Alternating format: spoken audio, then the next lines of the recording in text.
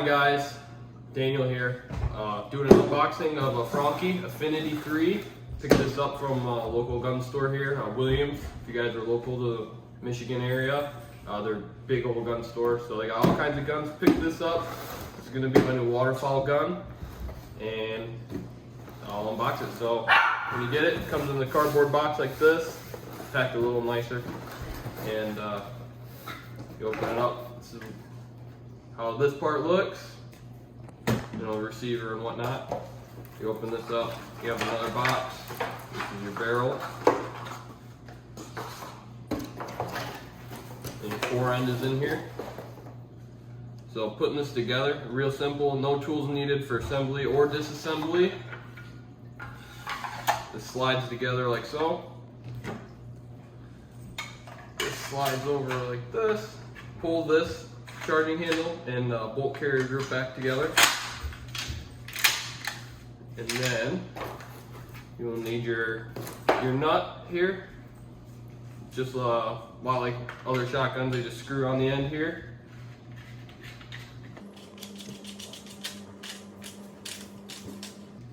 Tighten that down, and should be good to go. Now, some of the things that led me to the Franchi here.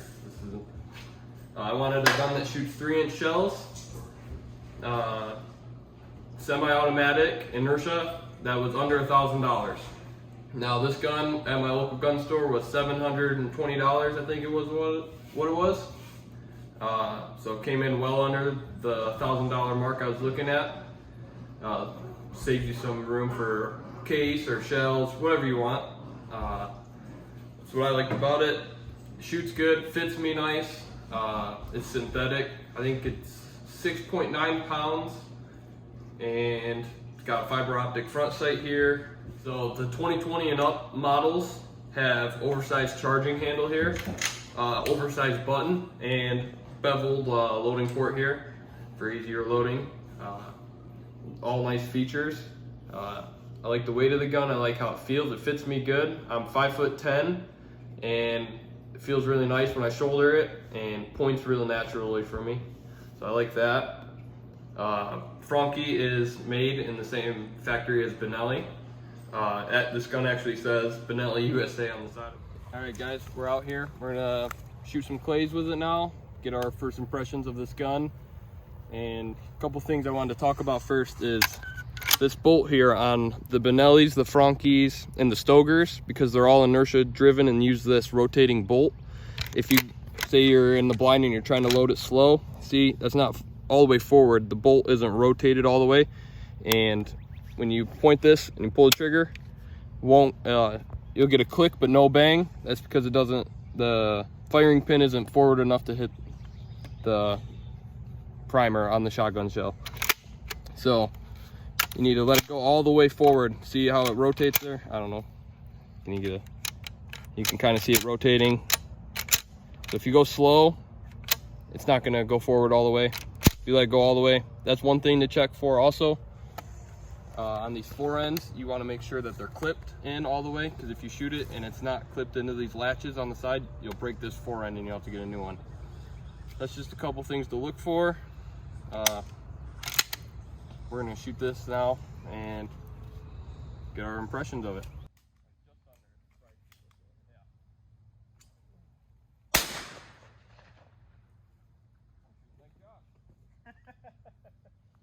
Not no more, buddy. There we go. There is it. Takes a minute to get used to the gun. Ready? Yep.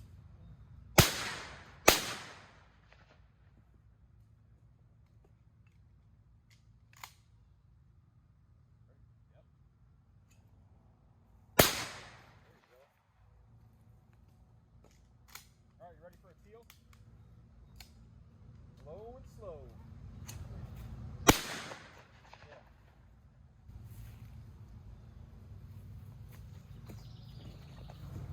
The clay. Yeah, is it already? Oh, yeah. What, these? No.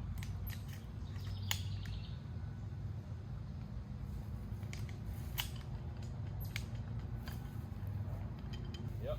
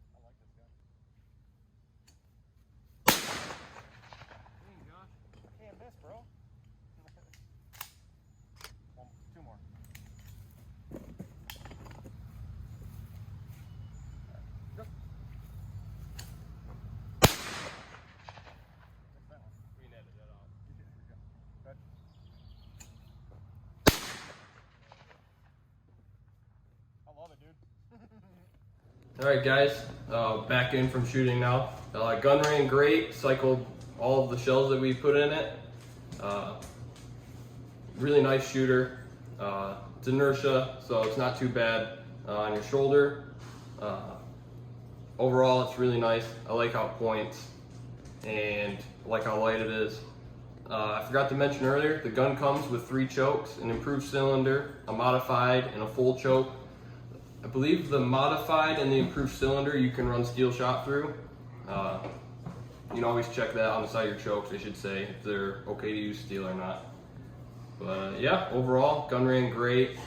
We can do an update video after get a lot more rounds through this, because I plan on using this through waterfowl season. So if you guys want to see that, we'll do an updated review. All right, so my turn on it.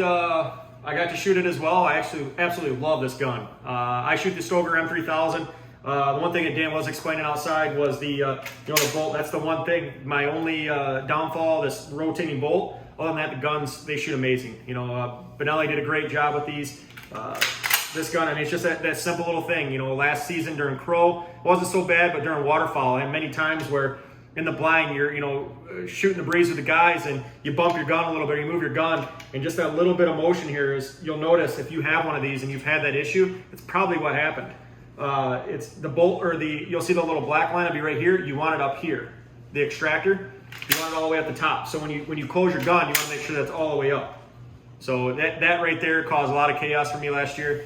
But it's, other than that, they're great guns. This is definitely going to be probably one of my next purchases, because I want to make sure I have an extra gun for when we go out of state and whatnot. Because we plan on doing some trips, hopefully to Arkansas, Kansas, and the Dakotas this year. So need to definitely have an extra gun. If something happens, what do you do? It's tough to go to another state and buy a gun, so might as well have an extra one with you, or a couple, throughout the group. Other than that, the gun pointed great. Right when I got out there, I was, seeing the video, I was hitting the clays pretty well with it. I think I did better with this than my own gun. So the other thing that we were talking about once we were outside was the choke. When anytime you're going to mess around the barrel, always make sure it's unloaded. Nothing in the mag, in the tube, nothing in the in the barrel. We're all clear. So I know I can stick my finger in there. You always want to check your chokes. Like Dan was talking, there's different chokes. Chokes will loosen up, especially your waterfowl chokes that stick out and your turkey chokes. Grab a hold of those things after a volley comes in or a group birds come in. Is check your choke, because over time that choke will start to walk itself out because the action of the gun. There's been times where they're super loose. Even just out there we're shooting, I kept checking this one and it was loosening up. So it's always important, especially if you're going to change your choke out through your hunts, because some guys do that. Depending on what the scenario is, the birds aren't coming in where you want them. You want to make sure you have the correct choke for what you need. So always check your choke. You don't have to use the dang choke tool that I think, did the Franchi give this to us, Dan? Yeah, it comes with the wrench and everything. Okay, so some people like to tighten crank down there. You don't really need to. Just check it after every volley. But again, before you ever stick your hand anything near the end of this barrel, check to make sure there's nothing in the gun. So important. So many people every year get hurt, injured, killed because they think the gun's empty and it's not. So it's so important to check it. Check your barrel, check the magazine, because it'll hurt you or kill you. So on that, great reviews on this gun. Again, I would definitely purchase this. Dan forgot to mention crow season starts beginning of August, so we're there. What do we have? 15 days. We can start shooting some crows again. So we're gonna be out doing that. I'm gonna use Chase, and you've seen the video a little bit. We got Loki. He won't be ready for this season by any means, but we got another puppy. We'll talk about him in some of the next videos. But other than that, definitely a good positive review on this gun.